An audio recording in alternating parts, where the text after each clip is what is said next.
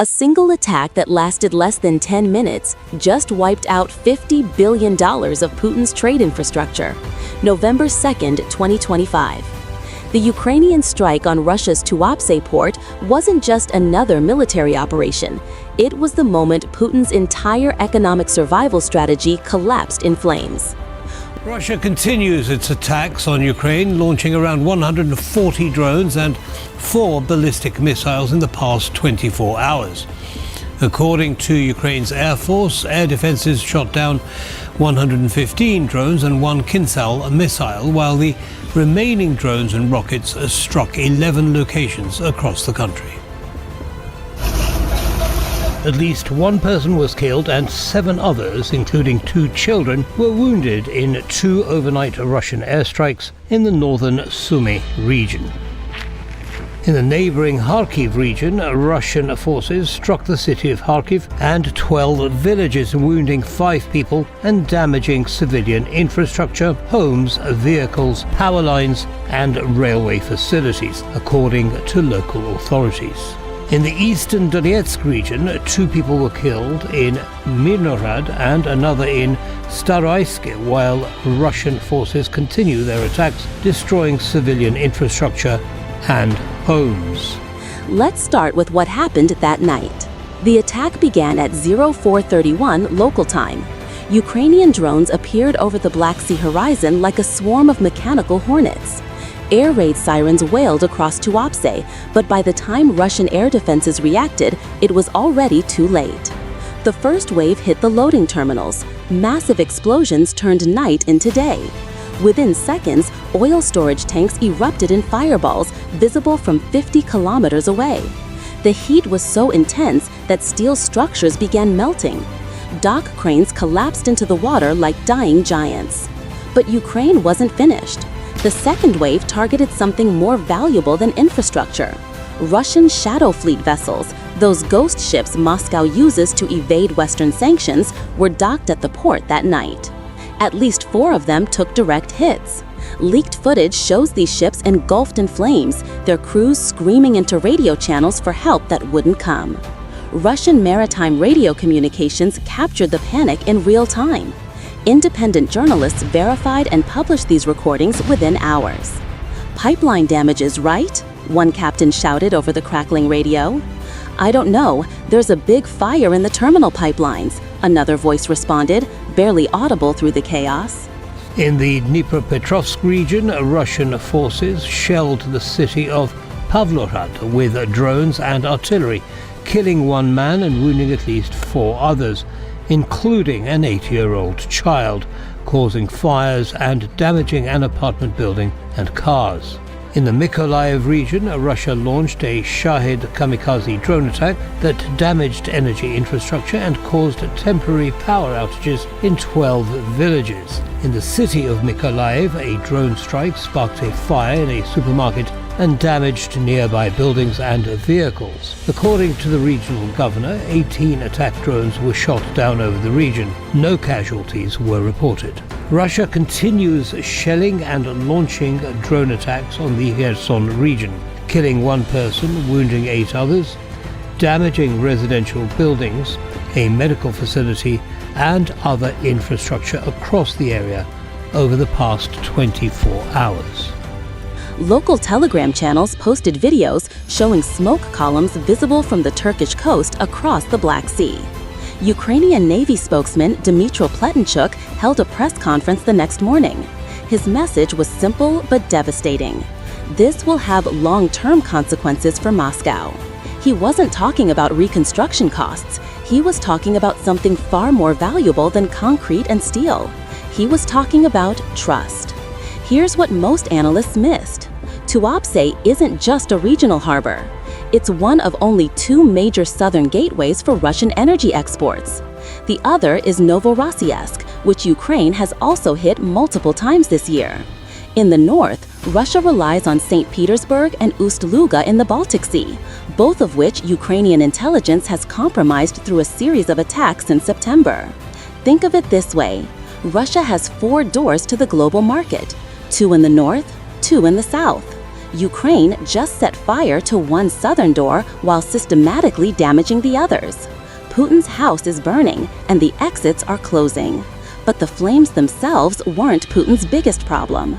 Let me explain what actually burned that night in Tuapse. The facilities destroyed weren't just port infrastructure. They were the physical manifestation of Putin's backup plan, his entire pivot to Asia strategy. When Western sanctions hit in 2022, Putin told Russians not to worry. If Europe won't buy our oil, we'll sell to China and India instead. For a while, that worked. Russian crude found eager buyers in Asian markets willing to purchase at discounted prices. Turkey became a convenient middleman. The money kept flowing. Tuapse was the southern terminal making this possible. According to Russian customs data leaked to independent researchers, approximately 12 million tons of crude oil and petroleum products moved through Tuapse annually, worth roughly $8 billion at current market prices. But that's just the direct revenue. The real value was strategic. Tuapse allowed Putin to circumvent Western sanctions while maintaining the illusion that Russia was economically resilient.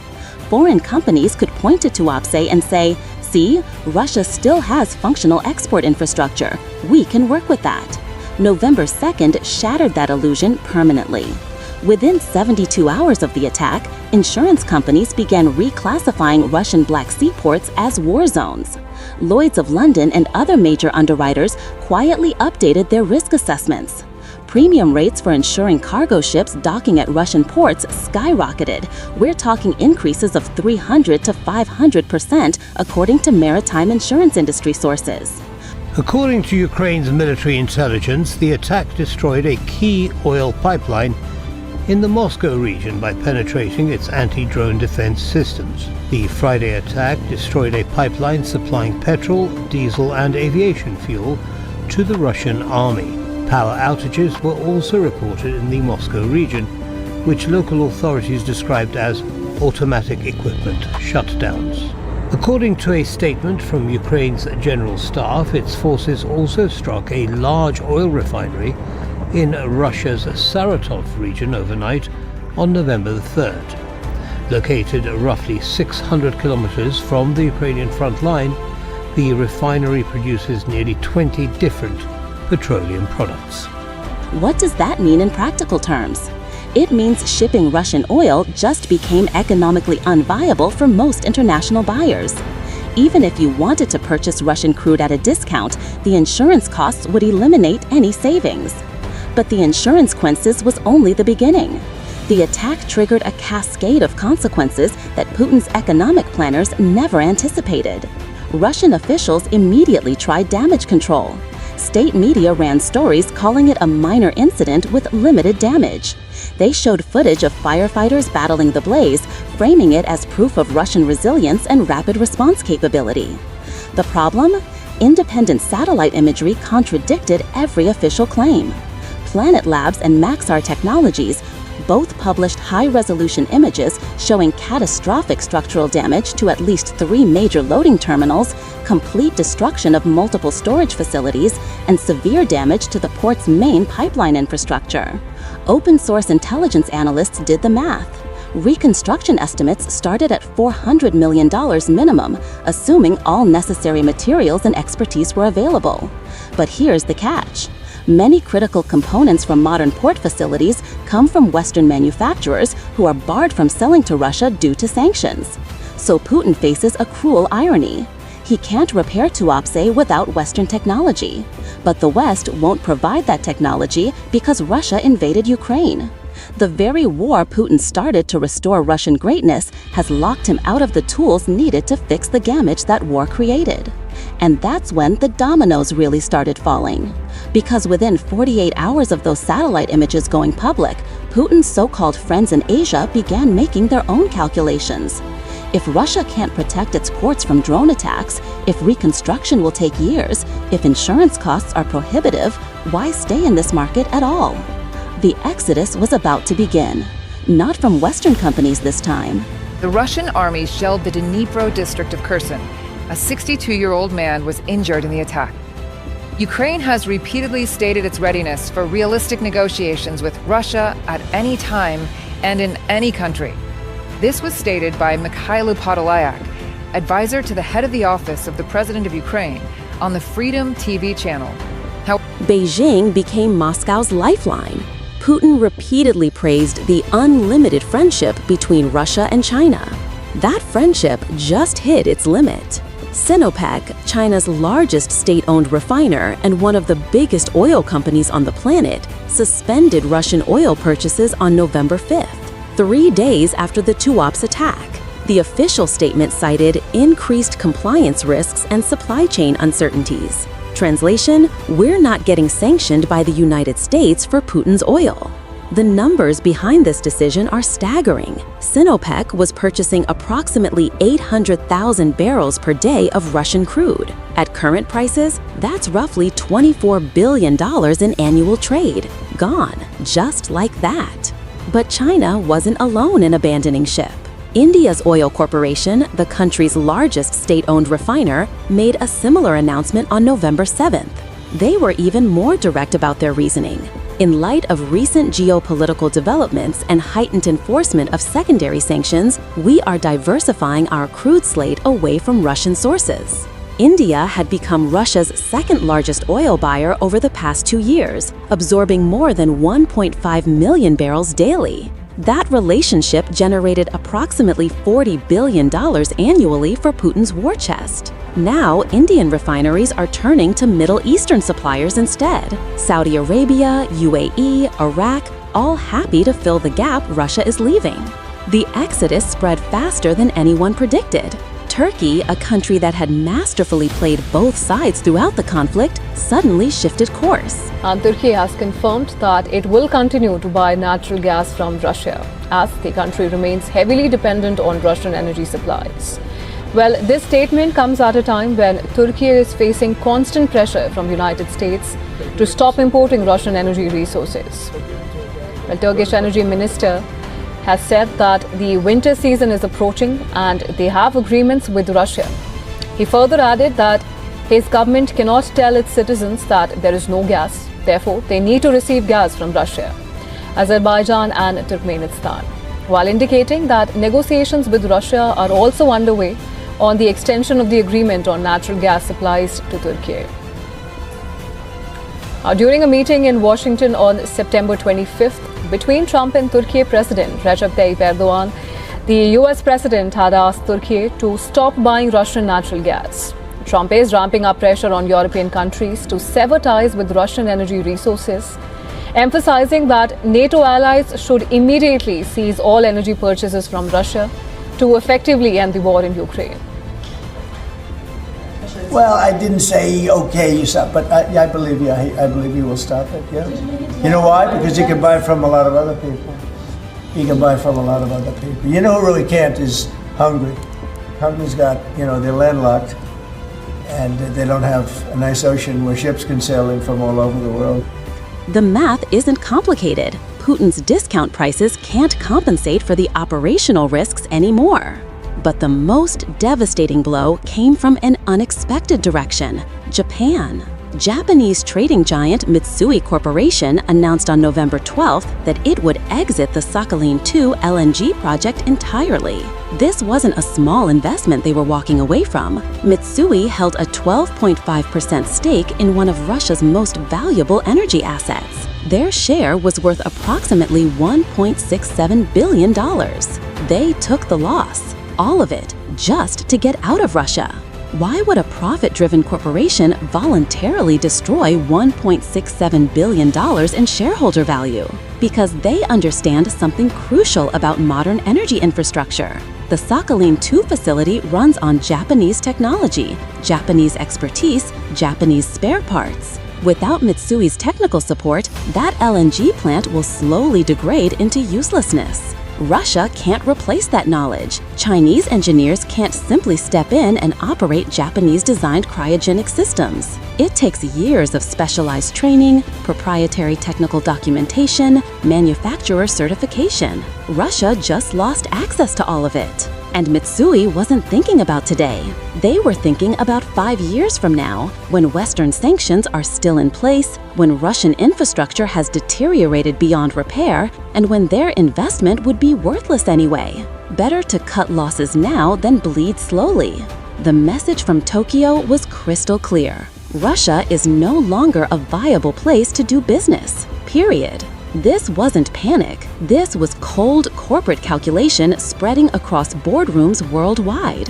Here's what most people miss about this exodus. The companies fleeing Russia aren't just following sanctions, they're following the money. Or more accurately, they're following where the money can flow. Since the devastating UPS cargo plane crash in Louisville, and tonight, families are still grieving the lives lost. And in a release today, Mayor Greenberg says they believe all missing people are accounted for and the death toll is not expected to climb.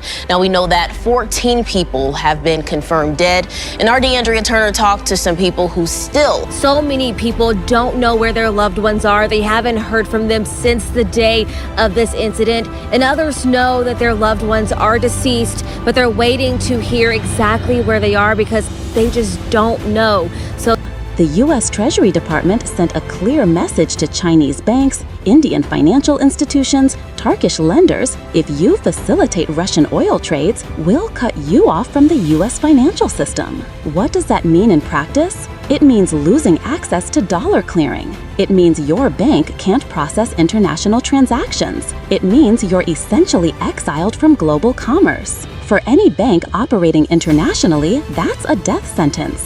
So, when an Indian refinery wants to buy Russian oil, they need an Indian bank to issue a letter of credit guaranteeing payment. But Indian banks are now refusing. They're looking at the U.S. Treasury warning and deciding Putin's oil isn't worth losing access to New York's financial infrastructure. The same calculation is happening in China, Turkey, Kazakhstan, anywhere Russian oil might flow. This creates an impossible situation for Russian exporters. They have oil to sell, they have buyers who want it, but they have no way to facilitate the actual transaction because banks won't touch it. Now combine this financial strangulation with the physical destruction at Tuapse. Insurance companies were already nervous about Russian ports. The Tuapse attack pushed them over the edge. India, as you know, has told me they are stop. You know, it's a process. You can't just stop it. But by the end of the year, they'll be down to almost nothing.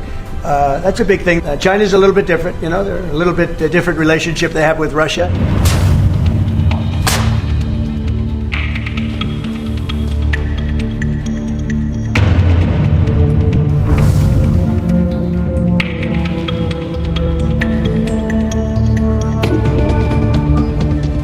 As you know, has told me they are stop. You know, it's a process. You can't just stop it. But by the end of the year, they'll be down to almost nothing. That's a big thing. That was almost 40% of the oil. India, they've been great. Spoke to Prime Minister Modi yesterday. They've been absolutely great. China's a little bit different. You know, they're a little bit different relationship they have with Russia.